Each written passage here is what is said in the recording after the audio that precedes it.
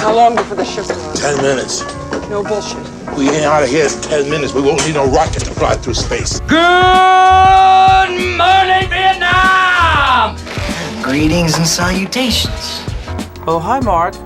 All right, I run out of patience. It's showtime. Hello and welcome back to In Retrospect. My name is Matt, and as always, I'm joined by Brady. Brady, how are you? Doing great. Doing good, man. How you doing? You know, I'm really upset about my credits, man. Like, I'm not getting paid enough. I'm just, why can't I get paid as much as you, man? That's what I want to know. I wonder, that's kind of weird, isn't it?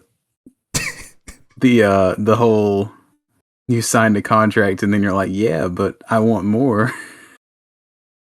As a person, do they not know how that works? I was about to say, as a person who signs a lot of contracts and has people asking questions when the contract answers those questions, very weird. Dude, I have some thoughts. Mm-hmm. I think we've talked about this before. Not the biggest fan of the Alien franchise. I watched this thing in theaters. I went in with the biggest open mind I could possibly have. And overall, I think I liked it. There were a lot of things in this movie that I'm like, I understand where that came from in other movies, and how it was highly influential. There's also a lot of this movie that I just don't like. Really? Yes. And I don't know if it's because it's 45 years old and like film has matured, or if the movie is just boring. I don't know about boring exactly. I intentionally chose that word. I'm going to have a caveat to that in a second. All right. I have thoughts though. So go ahead. But you had seen this before, right? A long time ago, and I do remember it being a slow burn. Yeah, I mean, ultimately, I want to be clear. I do like this movie. Mm-hmm. But there are other movies in this franchise that it makes me think of that I like more. All right, yeah. See, that's the interesting thing with this movie is like, and I feel like I have a totally different preferences when it comes to this franchise than like anyone else, because this is probably my third favorite Alien movie. Okay. We might be similar here than I thought. Because weirdly enough, Alien Covenant is like my favorite Alien movie, like easily. I haven't seen it. I feel like I remember people not liking that one. Am I making that up in my head? I think there were quite a bit of people who didn't like it, but I don't know. I really don't understand why, honestly. You know, what I think really worked in this movie, and what I thought was the strongest thing this movie had to offer, and thankfully it's 2/3 of this movie, is the survival aspect of this movie. Mm-hmm. That part of the movie I was locked in for. I loved it. I loved how I feel like you could tell not only was Ridley Scott dealing with, I don't know what his budget was on this film, but I can't imagine it was much. But you could tell it was not only like a budgetary cuts, like the way it was filmed, but also like it was just a movie that relied heavily on the audience to. It's very similar to a movie that, like, I'm blanking on it. It's a recent horror movie that we've seen, but it's almost similar to Don't Breathe in a way, in the sense that it's shot very dark and you're just trying to watch and see what's there, and your imagination is taking over. Yeah, it's very effective in that way. Yeah, it really is, and he's very sparing with the use of the actual creature. That's what it was. I was thinking of A Quiet Place. Okay, yeah. But yeah, I mean, well, that's something I really like.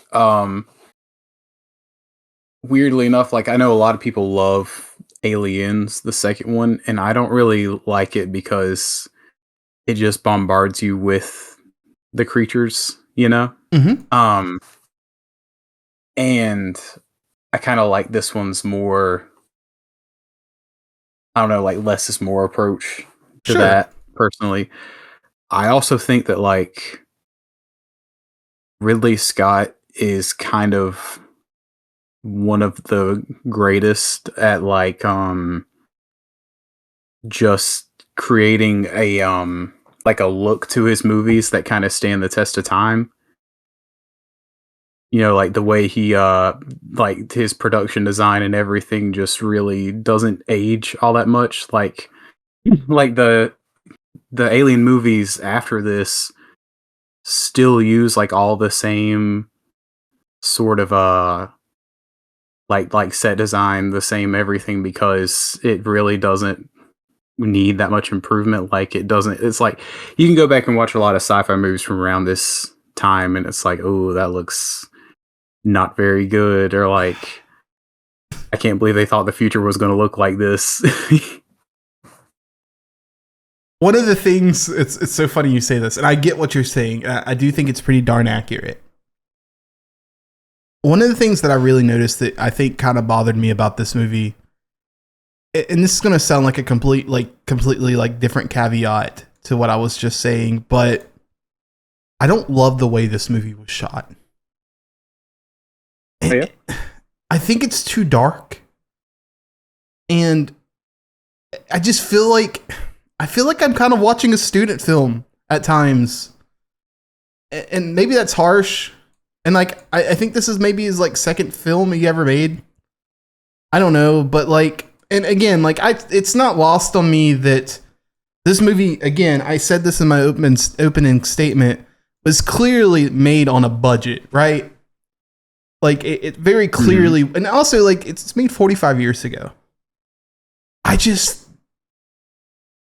so dark, and I'm just thinking when they get off of the ship at first and they go into onto the planet and they're walking around, all you just see is the rough edges of what might be a silhouette of like landmass. Does that make sense? Mm-hmm. And I don't know if it was just the version that was shown at my theater, but it really did not look good. And then as the movie progressed, and they have the really infamous like ventilator scenes, right?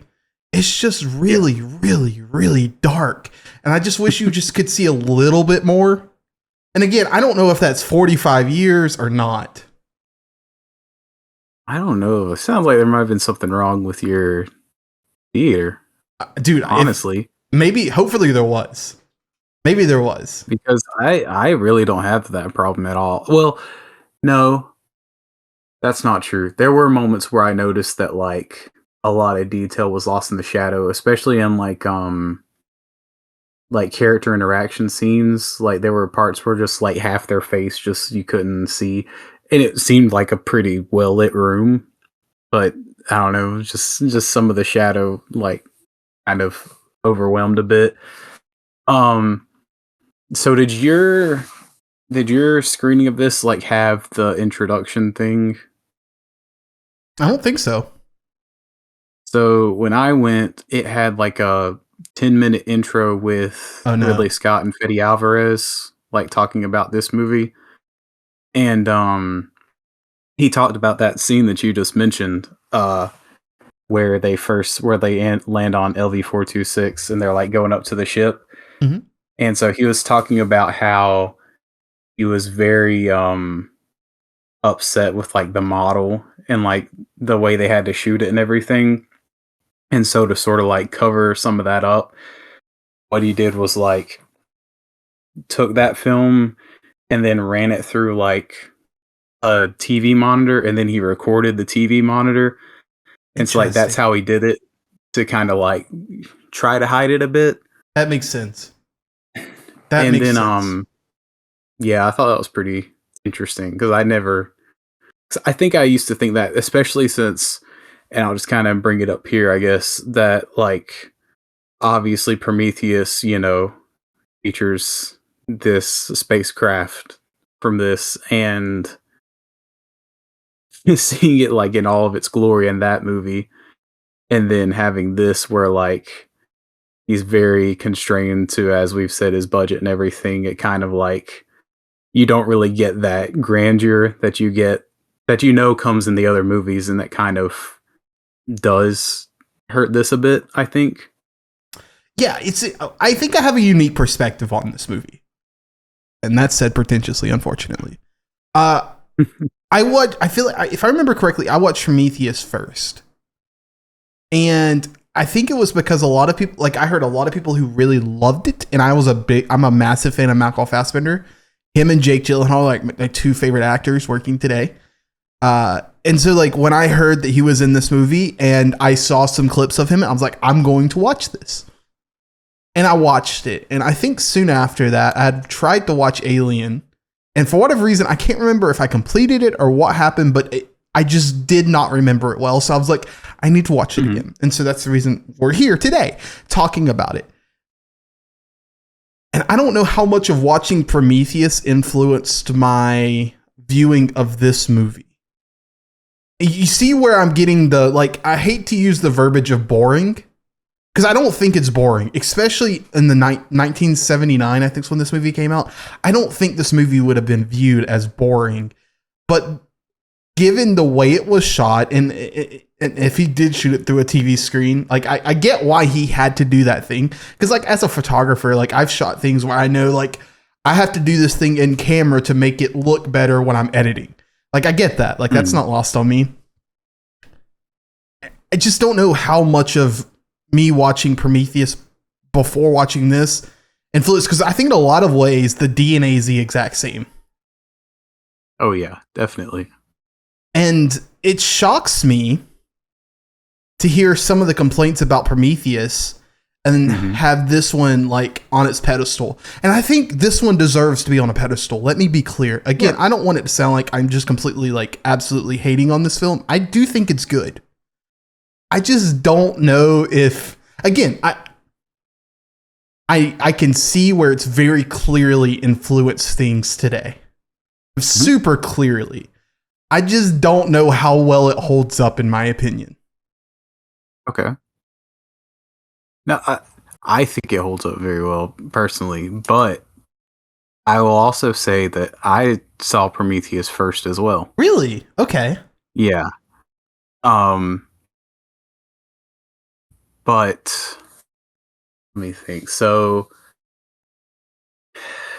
I do think it holds up well, but I also agree that we're in this weird time where I used to be very I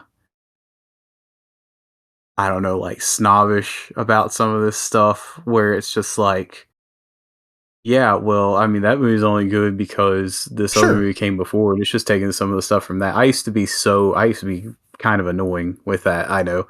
And just like now I've gotten to the point where I'm like, I mean, things can inspire other things, like in this case, obviously Prometheus comes after, and it's still Ridley Scott. It's him like returning to this world and like telling a different story, probably a story that he would have loved to have done back then, 100%. but he didn't have the ability to do it.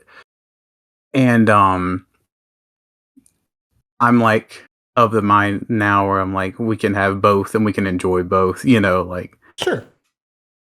So I think this is like, it's obviously a much slower burn than what you would get nowadays. And a lot of that is due to the restraints of the budget and things and the way directors had to work back then whenever they got these things. Like another example would be like Lucas would later on, like, people hate on the prequels. I mean, understandably so, but just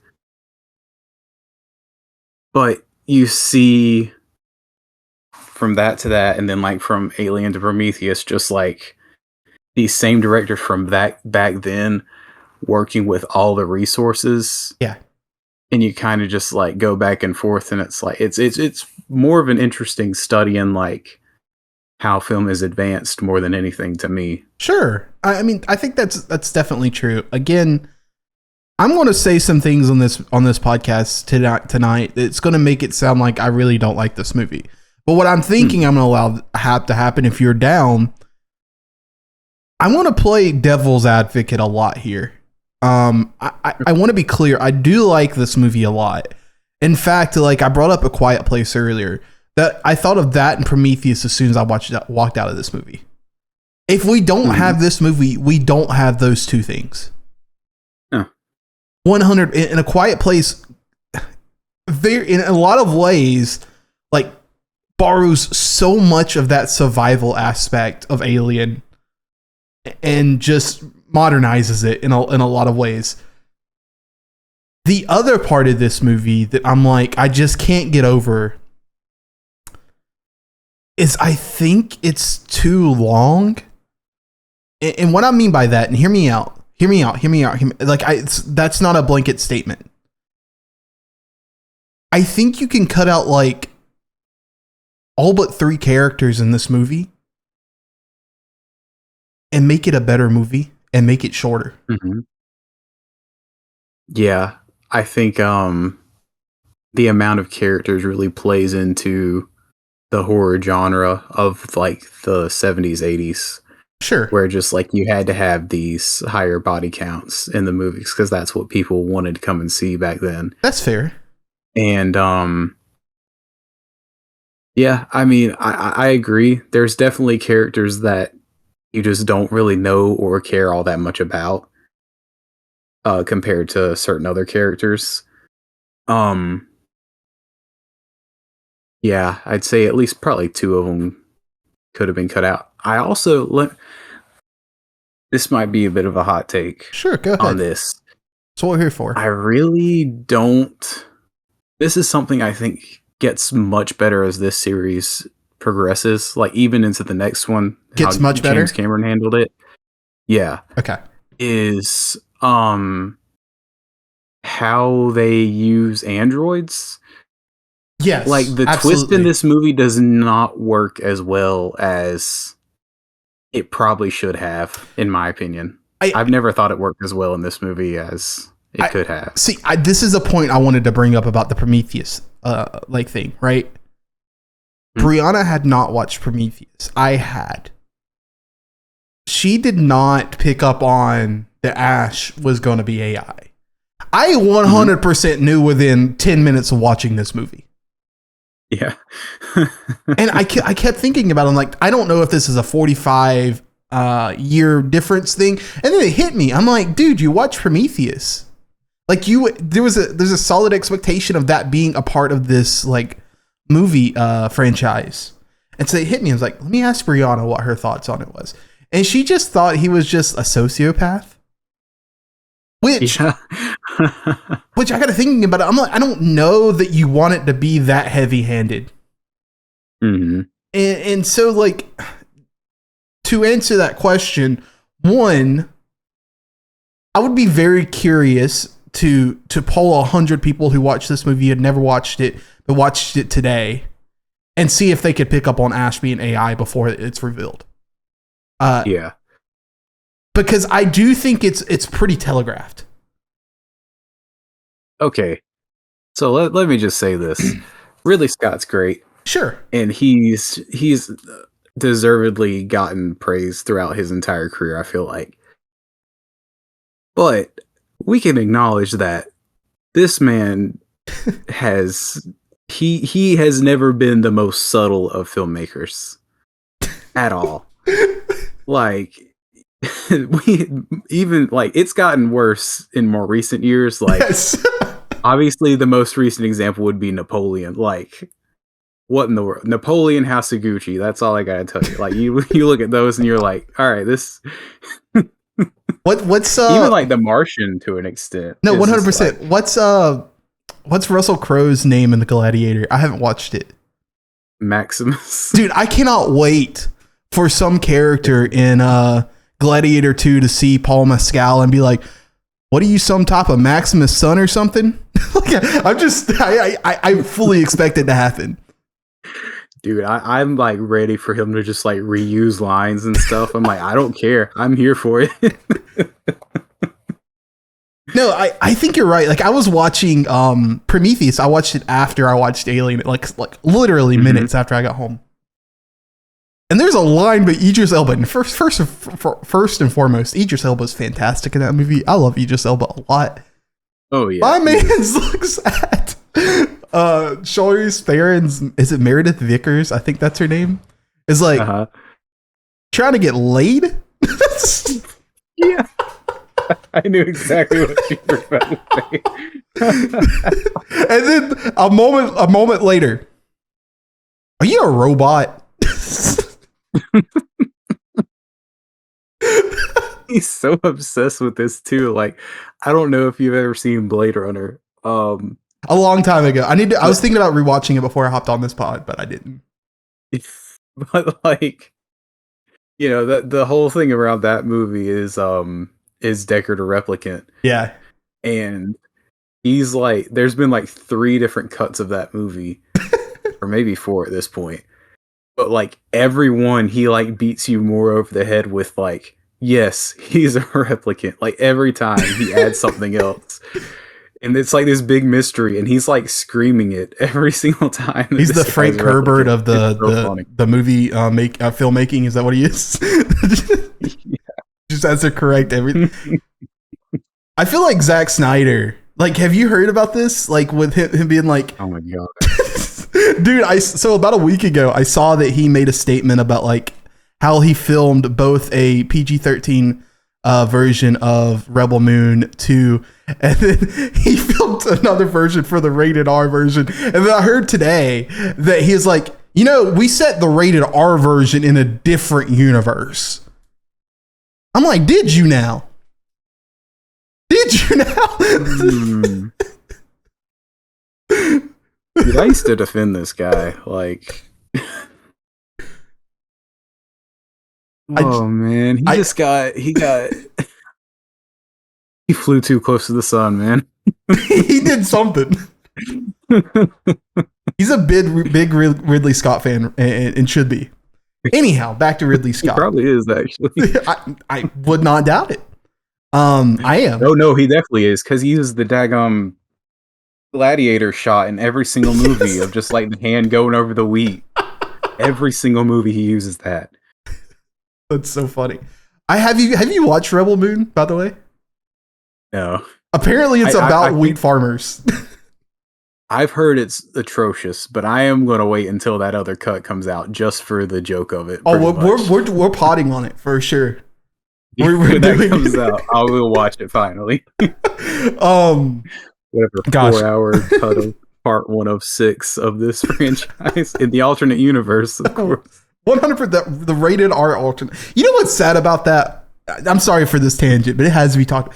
The sad part is I think Sophia Boutella is so incredibly talented, and I'm just sad. So many people in this movie are.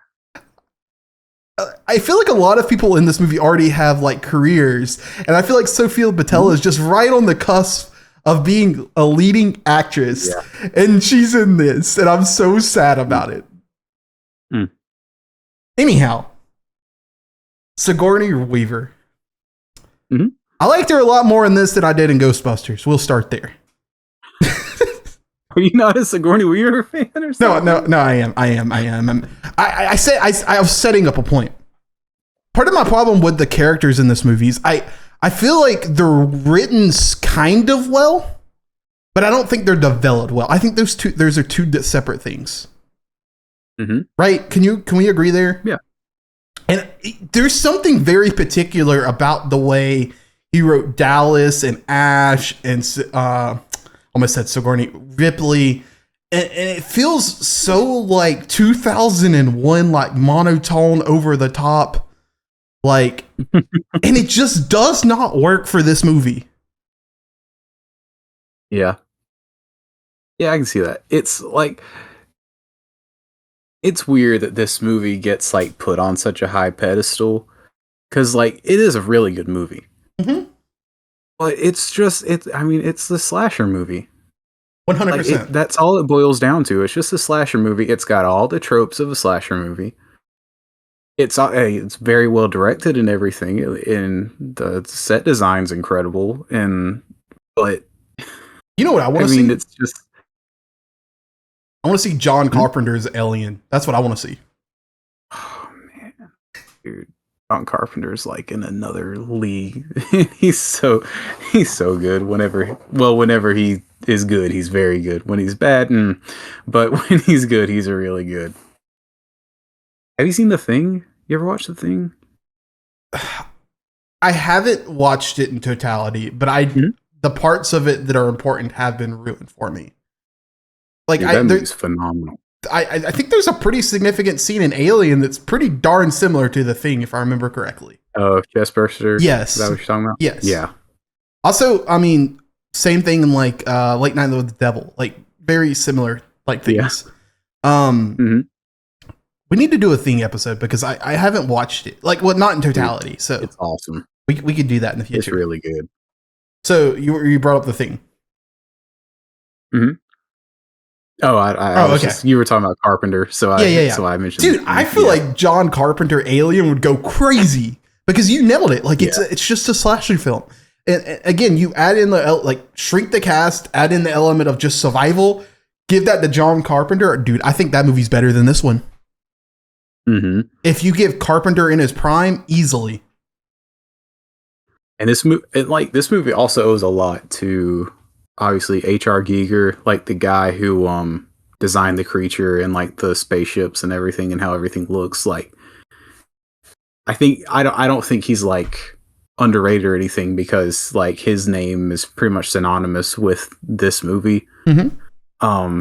But dude, the creature design is one of the greats. Like, it might be the best, but it's one of the best sci-fi creatures ever. Yeah, dude, I don't want to just blanket compare this to Darth Vader, but you see the creature design and you're like, oh, that's Alien. Like it's super like recognizable. Mm-hmm. I mean, I guess you could say the same about Predator, but I feel like Alien just feels a little bit like it has, for lack of a better word, it has a bit more prestige to it, I think. Mm-hmm. Yeah, it does. Back to the characters though. Dude, I've heard too many people complain about the characters and the scientists in Prometheus. Uh-huh. To watch this movie and for Dallas to be like, yo, let me go get in this confined place with this alien in black dark. Yes. And you're going to close the ventilators behind me. Mm-hmm. Oh, my man's John Hurt's infected or has an alien on his face. That's cool. We don't need to quarantine. Don't worry about it. Like, what do you mean? Dude, that drove me that like more than ever for some reason this time when I watched this movie. Like, all of those things would just really bugged me. Yes. Like, just irritated me. Mostly because, like you said, the reaction to Prometheus. And I get Prometheus. It's like they're supposed to be scientists and stuff. And this is just like a crew, like a mining crew. But just like the captain, is the captain Dallas? Yes. I'm trying to remember. Yeah, it's Dallas. Like, he's supposed to be like this super smart guy who's like by the book and everything. And then immediately he's just like, oh, we gotta let him in or else. This is the reason I brought up the 2001 thing, right? Because you're the non it's communicating you non-verbally that this dude is respectable, that he is by the book. He is almost robotic by the book. Mm-hmm. For my mans to be like, but he's gonna die. Like, yeah, we're all gonna die. Like, what do you mean? Mm-hmm. It's just so dumb, like, in that sense. And it is. I think, let me pitch you the movie that's in my head. I think you have Ash, you have Dallas, and you have Ripley. That's the only three people you need on this ship. And you're like, well, Matt, You don't get the face hugger scene. And I would say, but you kind of do. And I would just say take John Hurt out of this movie, and you could either do one of two things. You could have Dallas do the ventilator scene and then get the face hugger and find a way to get the face hugger onto the ship. Or you can get Dallas to get the face hugger while he's on the other ship, and he comes back, and Ash is going to let them in anyway because of his motive. Mm-hmm. And I just think it's a significantly better movie because then you now only have Ripley and Ash communicating with each other after Dallas has just made the dumbest decision of opening the canister, right? Yeah. And Ripley can start picking up on Ash is not really communicating with me. There's something very off about his demeanor. And you start having that internal conflict. And you don't need any of the other surrounding characters. And I think I get what you're saying about like it's a different, like the movie was made in a very different time. That's not lost on me. I'm just thinking about it from the pedestal perspective. I just think it's a much better movie if you remove everyone else. Yeah, I think that I just have a problem with like them calling out the quarantine thing. Like I feel like it didn't even really have to be mentioned, and we wouldn't be having a problem really with it. That's a good point. That's a good point. Because it draws attention to it. Like, sure. Obviously, I would have probably thought, it's kind of weird they're just kind of letting this on the ship. But then I would have also been like, oh, but they're just like this crew of like miners and stuff like they don't really know. There's also a very obvious thing that we're privy to that people in 1979 was not necessarily privy to. Mm-hmm. The great year of our Lord 2020. So that's unfortunate for us. Yeah. But we view everything through those glasses. That's a pretty great point, though, that if they don't mention it, we don't think about it. Mm-hmm. Is it Harry Dean Stanton? Yeah. Is that my guy? No. Right? No, right? Matt. No, don't do this. That's my favorite part of the whole movie. I get it. Like, it feels like a Steven Spielberg character, and so does Parker. Parker's actually my favorite character in this movie.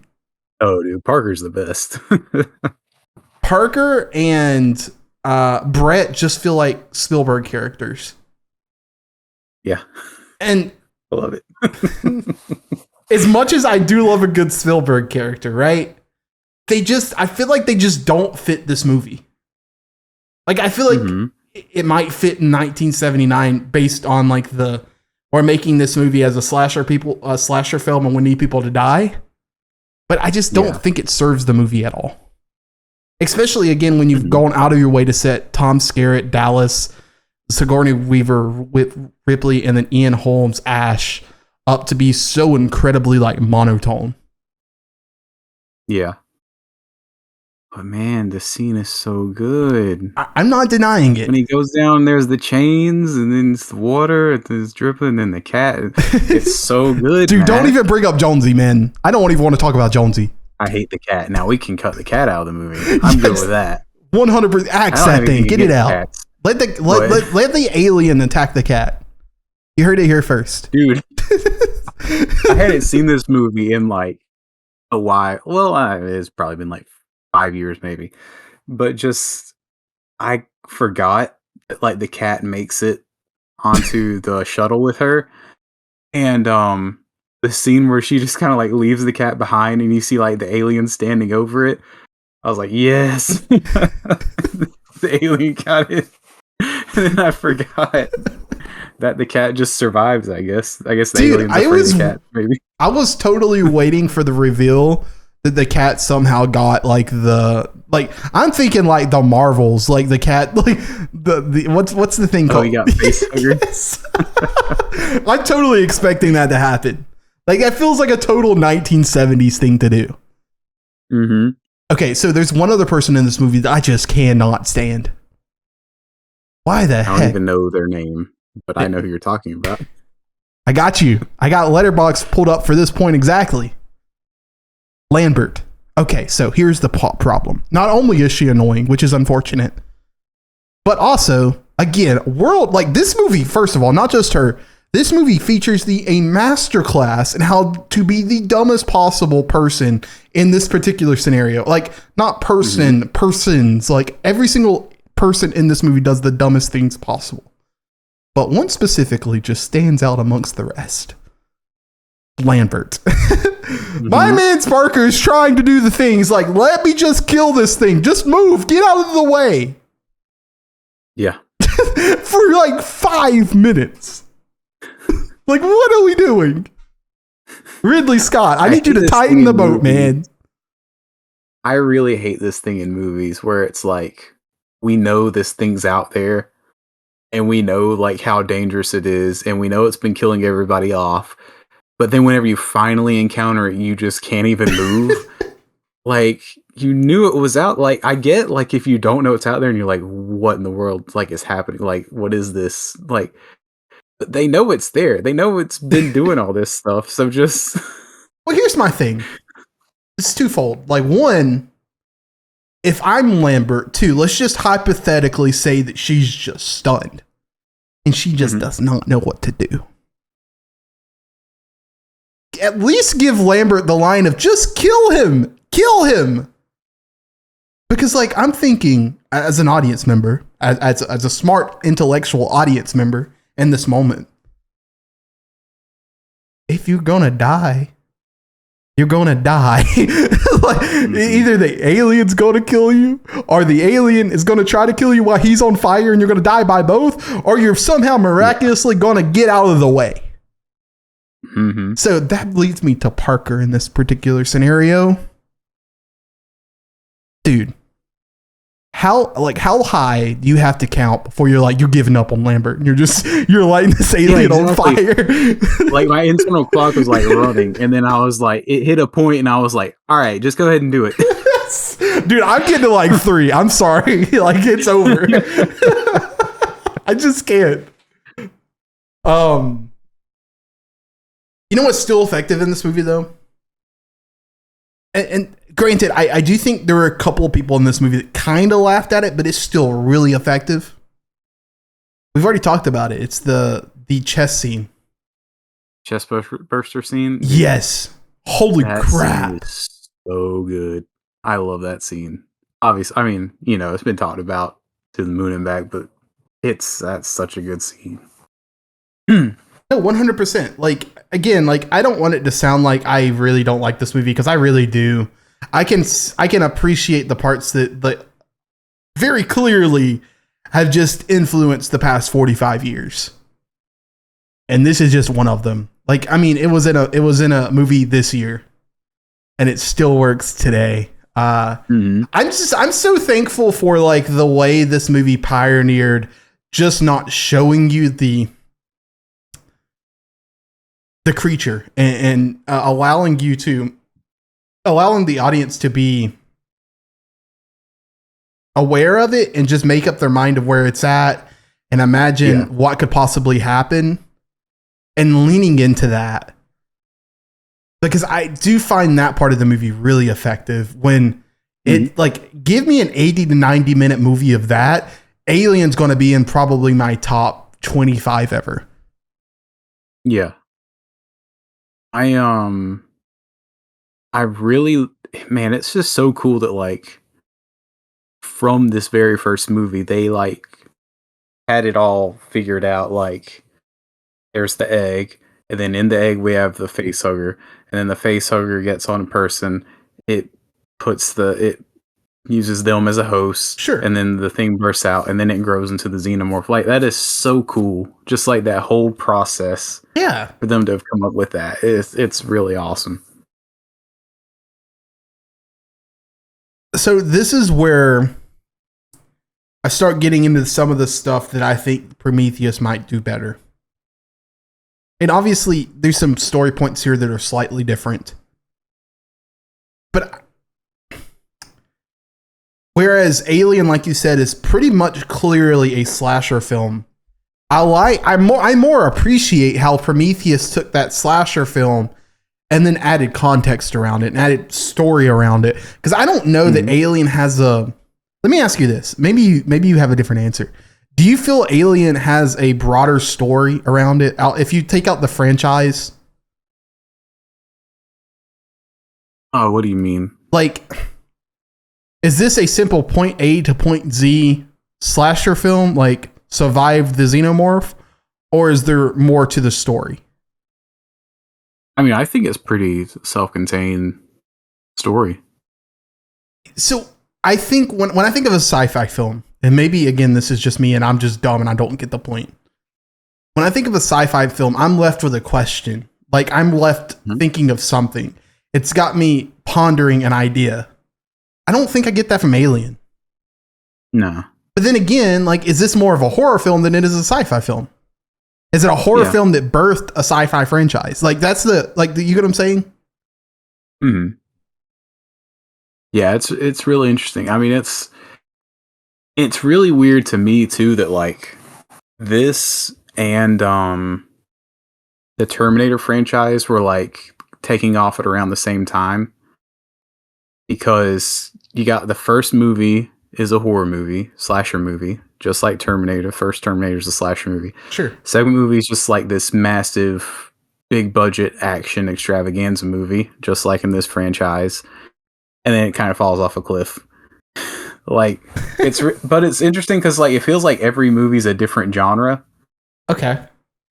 You know, I really can't think of many franchises outside of those two that do that. I'm sure some big ones just slipping my mind that I'm going to think about later and be really upset about. But the closest thing I can come to is like the Marvel Cinematic Universe, which that just feels like such a cop-out cheap answer. Yeah. But it's really interesting because, you know, like you said, this is really just it really is just a sci-fi horror slasher movie. No, a good one, but that's what it is. Yeah, I feel like if it was a bit more contained, I would really love this movie a lot. And I don't think it's going for like super heady, like, you know, the kind of sci-fi you're implying there. Sure, that's fair. I think now us getting into like Prometheus, yes, and Alien Covenant, they definitely start to bring that in, and that's why they're much more interesting to me personally. Yeah, so that's what I was getting at. Is like, it's funny to me that people look at this movie and they're like, "Oh my god, give me the 5 stars on Letterboxd." And I get it. Like, it is a good slasher horror film in that lane. Yeah. I just don't know how the same people give 3 stars to Prometheus. That's the part where I'm kind of lost, because I do think Prometheus takes that and adds to it. Does it kind of lose some of the, I'll say this, where it loses some of the horror of point A to point Z survival, I think it gains in like the additional parts of the story. Now, don't get me wrong, there are parts of Prometheus where I'm like, you could have left that out. I didn't need to see the ship falling down perfectly and then rolling. Like, I didn't need to see that part. I didn't need to see the octopus attack the tall guy. Like, I didn't need to see that. Yeah. But that's 2 parts in the entire film. You know what Prometheus does that this movie does not do, that I'm like, I love Prometheus for? The immaculate birth of the in the film. I'm like, I feel like that part is what's missing in Alien. Right? Dude, yes. You see what I'm saying? Like, that's it's so difficult for me to have Alien on this pedestal and then see Prometheus right there. That because I know there's, I hate to use the analogy of the meat on the bone thing, but it's there. And then, like, you look at the different, gosh, I feel like I'm about to get hate for this. It's there, and I can't not make the comparison. The difference between Michael Fassbender and Ian Holm and Ash and David. Now, here's the other part of that. Like, Ridley Scott's had 30 years at that point to develop his like storytelling skills and character development. David is just so much better. Dude, David,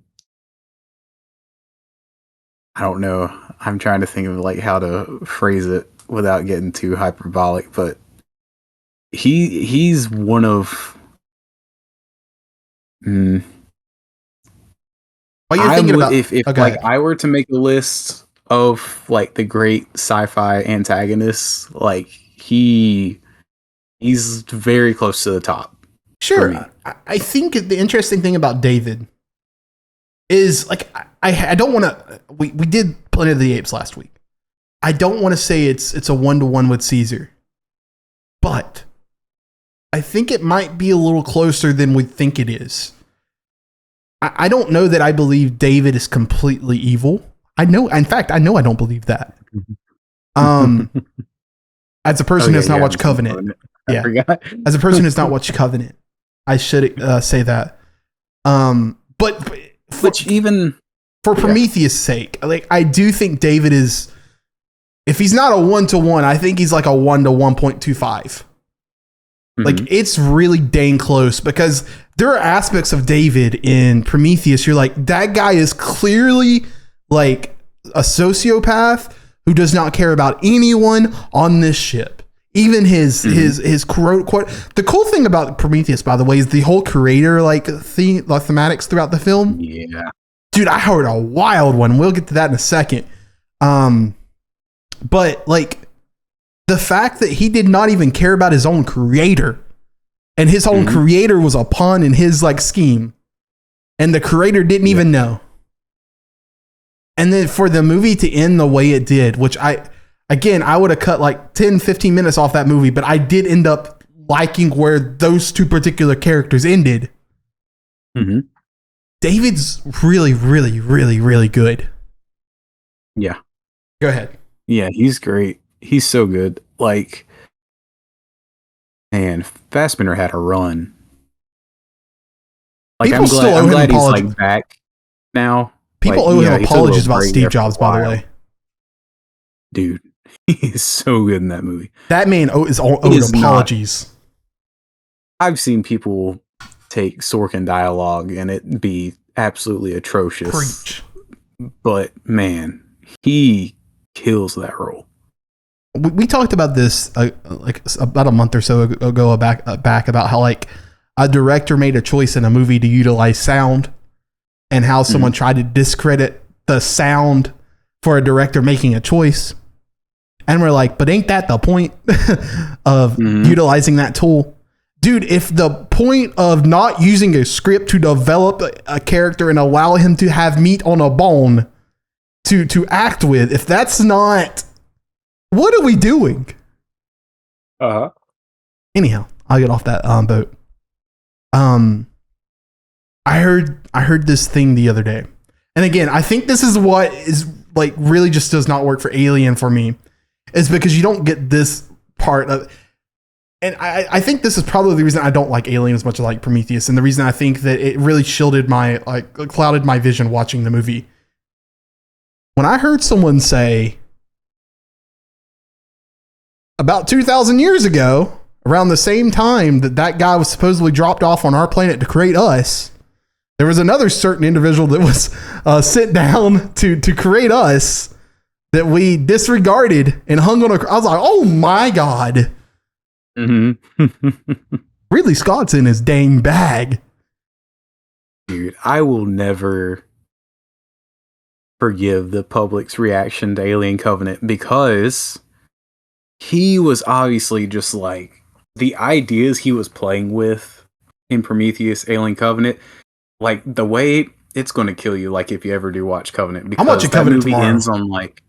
It ends on such like an incredible cliffhanger, like one of the greatest cliffhangers I've ever seen in a movie, and we're never going to see where he was going with that. It makes me so upset, because like he's playing with some really cool ideas in those movies. And I think that's what I think was missing from Alien after watching Prometheus first, was the ideas surrounding the movie. Yeah. And that's totally on me for going into it expecting that. I just thought with the way people were talking about Alien, that's what I expected.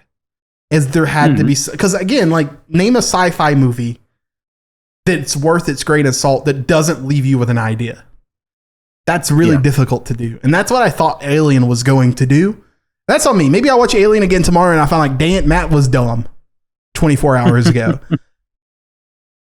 But at the end of the day, like, I think this is a really great 7.5 out of 10 movie.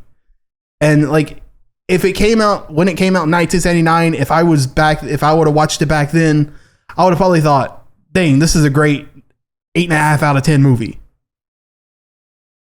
I'm putting Prometheus on my personal pedestal. Like, I just think that movie's so much better in almost in every way that Alien succeeds. I think Prometheus capitalizes on that, aside from maybe, again, like, where it really leans into the slasher and survival element of the movie. I think Prometheus has a little bit more going on than that, so it doesn't have to lean into those things. But I think in most every way, Prometheus is a better movie. Yeah, and well, that's an interesting thing about Prometheus, in that I understand some of the negative reaction to it, because I do think that he handles, aside from like one incredible moment in Prometheus, I feel like he handles the sci-fi horror much better in the original Alien than he does in Prometheus. It's just everything surrounding it is much better in Prometheus, to me. Dude, people can clown on the characters in Prometheus all they want to, and I'm certainly going to get hate about this. I think that the characters in Prometheus are as good, if not better. Aside from Ripley, and I don't know how much of the Ripley thing is pop culture. Mm-hmm. I think Elizabeth Shaw is as good. I think David is certainly better. Idris Elba, certainly better. Like, the list just goes on. Yeah. Elizabeth Shaw is the only one that I'm like, I don't know if I actually believe that. But then on the other side of that coin, I think about, if Alien came out today, same movie, Sigourney Weaver somehow miraculously just happened to be the same age she was in Alien in 2024. Mm-hmm. I don't know that I believe she gets the same praise. No. You see what I'm saying? Like, is that wrong? Yeah. No, you're right. Like, am I cooking or? I mean, there are a lot of elements that play into that, but I know what you're saying though. Like, that is not to take away from the character that Ripley is, because I think she's really good. Oh yeah, Ripley's awesome. I think there's more that could be there. Mm-hmm. And I don't. I'm getting the feeling you probably haven't seen like any of the other ones in this like original set of 4 movies. I heard Alien 3 was awful, and I just haven't been interested in it. Yeah, and Alien 3 and 4 are both pretty terrible. Alien 3 is David Fincher, right? Yeah, it's like his first movie. Okay. And Aliens is James Cameron? Yeah. Okay. Yeah. A lot of people, that's a lot of people's favorite Alien movie. I think I've heard Not that. mine, but her character is definitely improves. Okay. Even in the bad movies, like she's very good in them and she carries them. Okay, so that makes more sense to me. I think that plays more. Yeah, it plays more into like the quote unquote legend of this character. That's fair.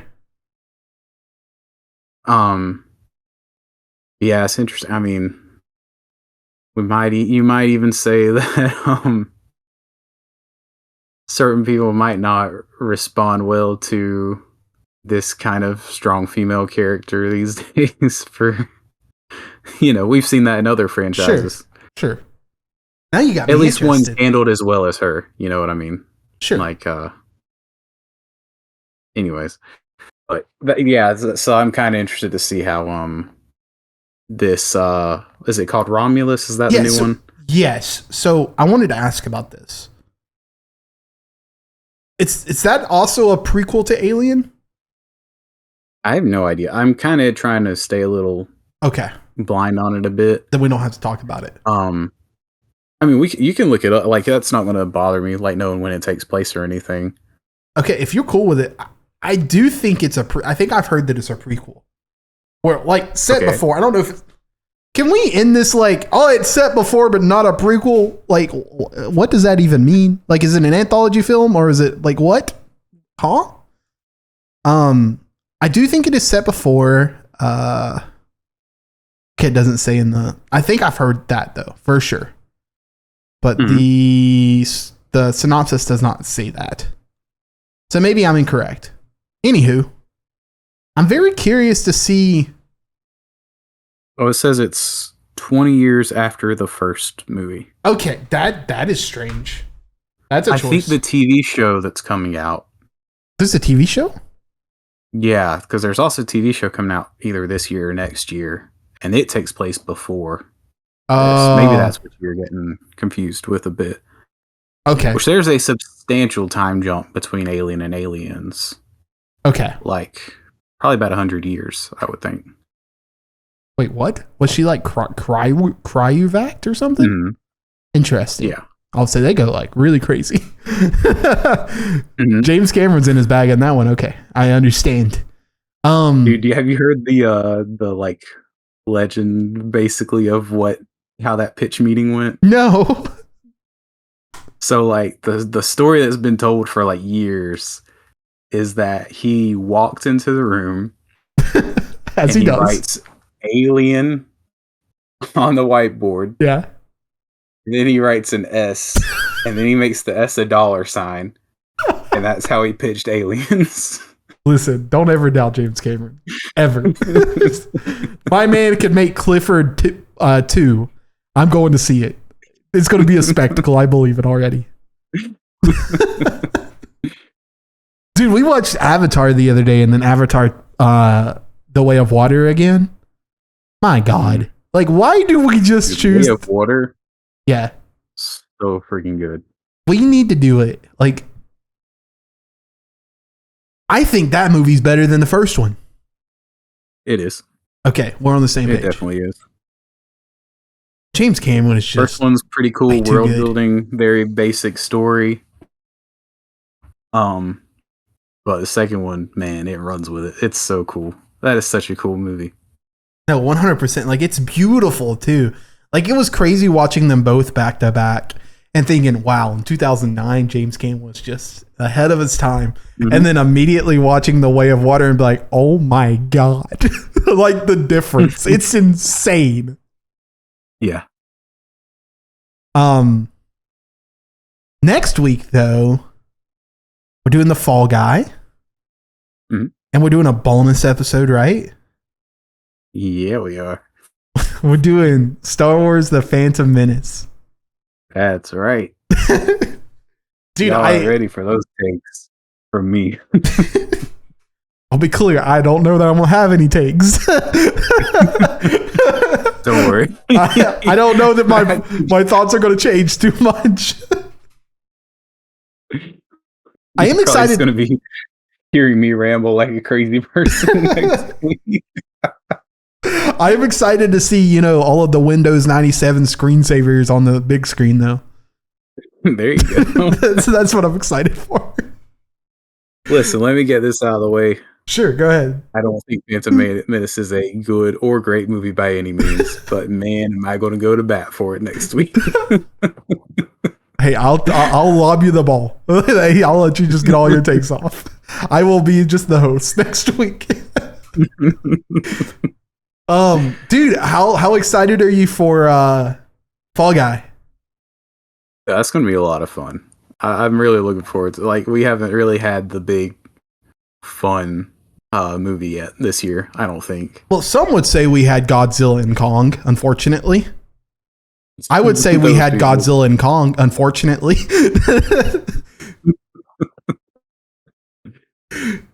No, dude, I just need the Nice Guys too. That's all I need. Please. Mm-hmm. Please, like, quit teasing me. Give me the Nice Guys too. I need to watch Bullet Train. Making like 50 exorcism movies. And No lie. I saw that. I'm like, I thought that movie bombed. Why are they making another one?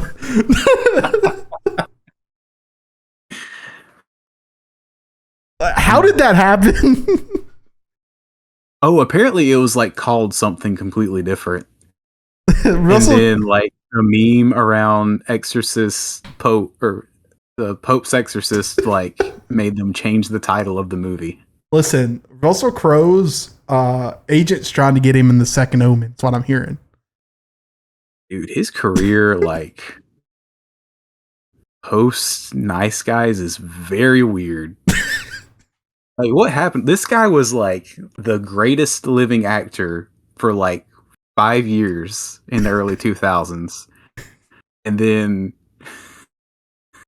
now he's doing like Unhinged and a bunch of straight to video and some Exorcist Thor Love and movies. Thunder and Thor Love and Thunder. I forgot about that. Oh gosh. What was his accent in that movie? Remember that? dude, I want a movie about the making of his accent in that movie. That's what I want. Oh my gosh. I think that's going to do it for us tonight, though. Thank you all for listening. Any last words before we say goodbye to Alien tonight, Brady? Good movie. Still watch it, even though we were kind of harsh on it. No, it's still a good movie. No, 100%. Like I said at the very beginning, I'm about to be devil's advocate. This movie's a really good 7 out of 10, in my opinion. I don't know if I believe it's an 8 out of 10 or anything higher than that, but it's a really good 7 out of 10. And I don't know that, like, after watching it, I don't know if I'd watch it in a theater. I think I'd watch it at home. I heard the 4K release that they just had is actually a really good copy. Oh, it's nice. Yeah, it's really good. I might cop it if I can find it. God knows digital media, physical media is difficult to find today, but if I can find it, I might get it. Anywho, my last words is, where are my credits? I need more after watching this thing. Anywho, I will see you guys next week. Adios. Bye.